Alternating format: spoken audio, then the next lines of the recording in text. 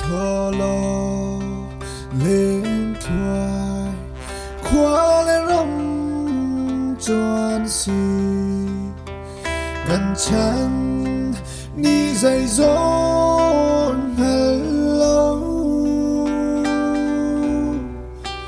dar burbang sertan thiam kan si trừng lâu ni băng kan chun hu ruang mai chăng kiang lo khúc bên chi chung ra điều in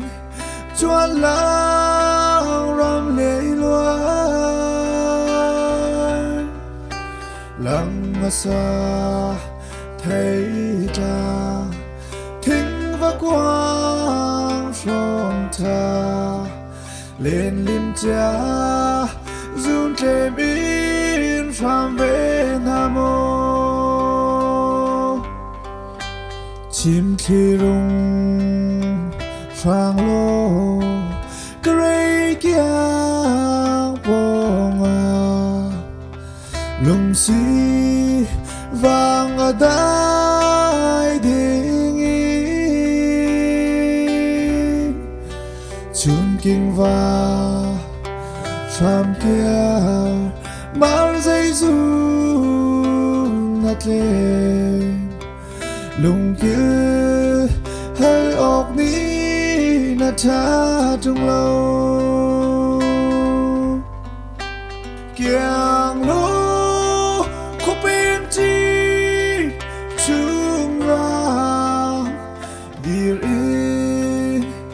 chuan lao ram lệ loài lăng mà xa thấy ta thính và quang trong ta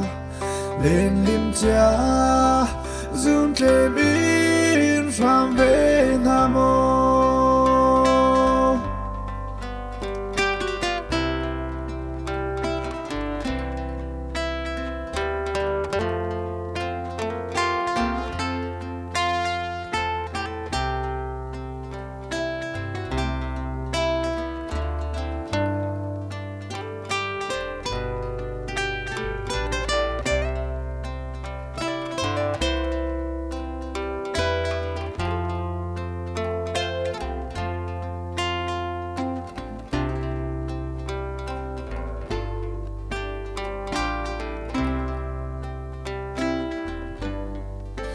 cả trong chờ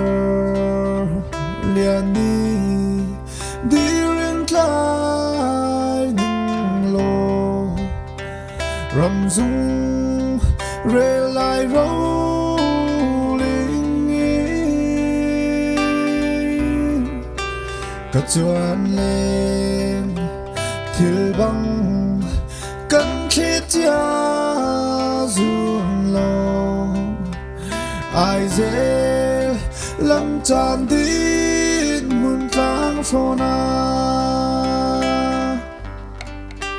kiang lô khúc bên chi chung ra điều in chuan lang ram lệ loài lăng mà xa thấy ta thính và quang from ta lên limcia run thêm in phàm về nam mô lên limcia run thêm in phàm về nam mô